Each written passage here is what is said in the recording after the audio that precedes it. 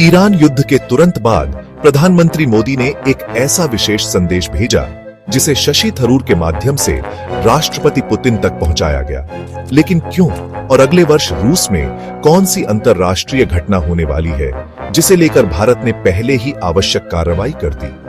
क्या पाकिस्तान के असली चेहरे को देखने के बावजूद रूस एक भारी भूल करने वाला था और शशि थरूर ने अंग्रेजी छोड़कर अचानक फ्रेंच भाषा में ऐसा क्या कह दिया कि पूरा क्रेमलिन चौंक गया?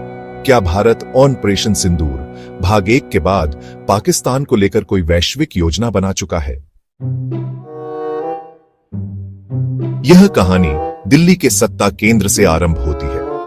प्रधानमंत्री निवास पर एक अत्यंत गोपनीय भेंट होती है। एक ओर प्रधानमंत्री नरेंद्र मोदी और दूसरी ओर कांग्रेस के वरिष्ठ नेता एवं पूर्व विदेश राज्य मंत्री शशि थरूर।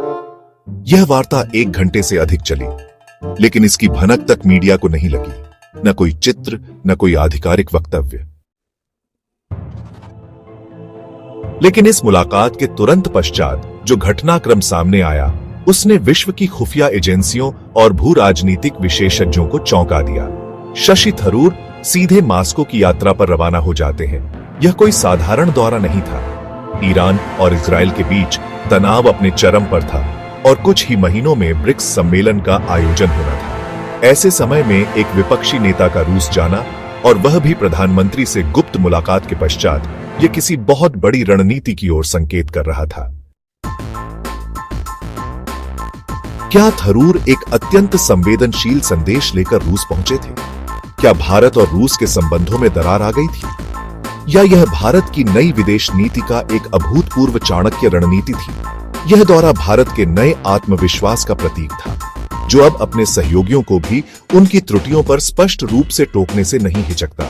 यह ऑपरेशन सिंदूर से जुड़ा था, भारत की नई राष्ट्रीय सुरक्षा नीति की वह लक्ष्मण रेखा जिसे अब कोई पार नहीं कर सकता। तो बने रहिए इस वीडियो में, क्योंकि अब हम खोलने जा रहे हैं भारत की उस कूटनीतिक चाल का रहस्य, जिसमें दुश्मन को हराने के लिए कभी-कभी अपने सबसे बुद्धिमान विरोधी को ही दूत बनाना पड़ता है।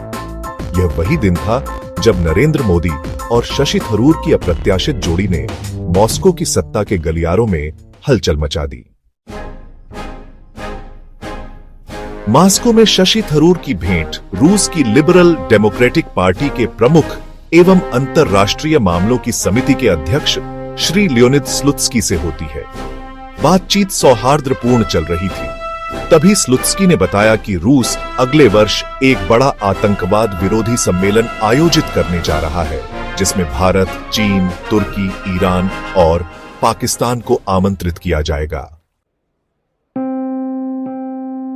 जैसे ही पाकिस्तान का नाम आया, थरूर ने वह कर दिखाया जिसकी कल्पना किसी ने नहीं की थी।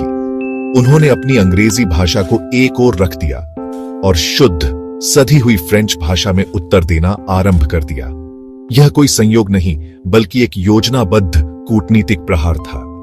फ्रेंच भाषा को अंतरराष्ट्रीय कूटनीति की भाषा माना जाता है, और उसी माध्यम से थरूर ने रूस को उसकी ही शैली में आईना दिखा दिया।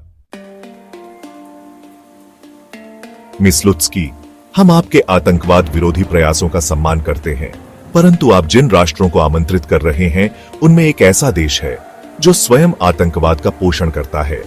वह राष्ट्र अपने क्षेत्र में आतंकी गुटों को आश्रय देता है, उन्हें प्रशिक्षण, धन और हथियार उपलब्ध कराता है, और फिर उन्हें सीमा पार भेजकर अन्य देशों में अस्थिरता फैलाता है।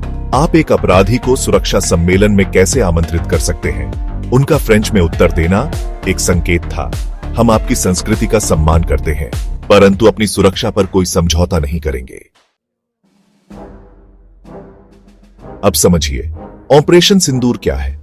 यह कोई परंपरागत सैन्य कार्रवाई नहीं है, बल्कि भारत की एक नई राष्ट्रीय सुरक्षा नीति का गुप्त नाम है, जिसे कई विशेषज्ञ डोभाल सिद्धांत भी कहते हैं। इसका सरल अर्थ है शून्य सहिष्णुता। अब यदि कोई देश, चाहे वह मित्र हो या शत्रु, भारत में गड़बड़ी फैलाने वाले तत्वों को संरक्षण देगा, तो भारत इंतजार नहीं करेगा, वह सीधे उस खतरे की जड़ तक जाकर कार्रवाई करेगा।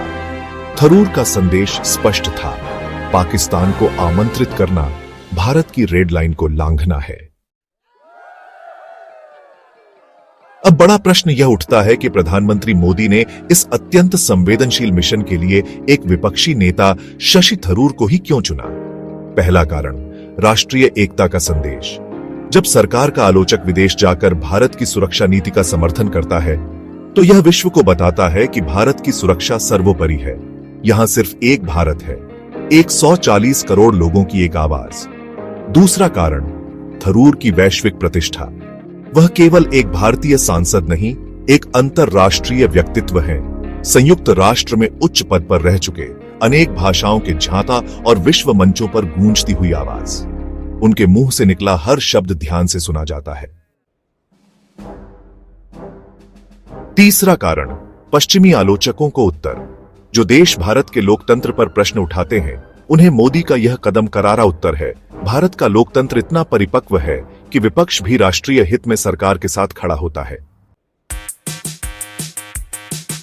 अब बात करते हैं ब्रिक्स संगठन की। चीन अपने प्रिय मित्र पाकिस्तान को ब्रिक्स में शामिल कराने के लिए हर संभव प्रयास कर रहा है। रूस भी इस विस्तार के पक्ष में है।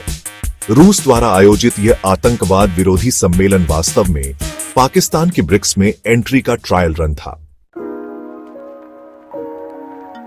भारत ने थरूर को भेजकर यह संदेश स्पष्ट कर दिया, यदि पाकिस्तान जैसे देश को ब्रिक्स में शामिल किया गया तो यह संगठन मात्र एक खोखला मंच बनकर रह जाएगा। भारत ने संकेतों में रूस को समझा दिया, हमारी सुरक्षा चिंताओं को यदि नजरअंदाज किया गया तो हम ब्रिक्स को लेकर भी निर्णायक रुख अपना सकते हैं। शशि थरूर ने रूस में केवल स्लुत्स्की ही नहीं, बल्कि विदेश मंत्री श्री सर्गेई लावरोव से भी भेंट की। हर स्थान पर उन्होंने भारत का पक्ष निडरता और स्पष्टता से प्रस्तुत किया। यह दौरा कितना प्रभावी रहा, इसका मूल्यांकन समय आने पर होगा, लेकिन इसने रूस को अपनी पाकिस्तान नीति पर दोबारा सोचने को विवश अवश्य कर दिया है। तो मित्रों, प्रधानमंत्री मोदी का अपने सबसे कटु आलोचक पर विश्वास करना और शशि थरूर का राष्ट्रहित में दलगत राजनीति से ऊपर उठकर यह भूमिका निभाना, यह भारत के लोकतंत्र की सबसे प्रखर और प्रेरणादायक छवि है। अब आप बताइए, क्या आज राष्ट्रहित के लिए ऐसी ही राजनीति की आवश्यकता नहीं है? और क्या आपने कभी सोचा था कि शशि थरूर मास्को में फ्रेंच भाषा में भारत की सुरक्षा नीति का ऐसा ऐलान करेंगे? अपनी राय नीचे कमेंट में जरूर बताएं। वीडियो को लाइक, सब्सक्राइब और अपने दोस्तों तक जरूर शेयर करें। जय हिंद, वंदे मातरम।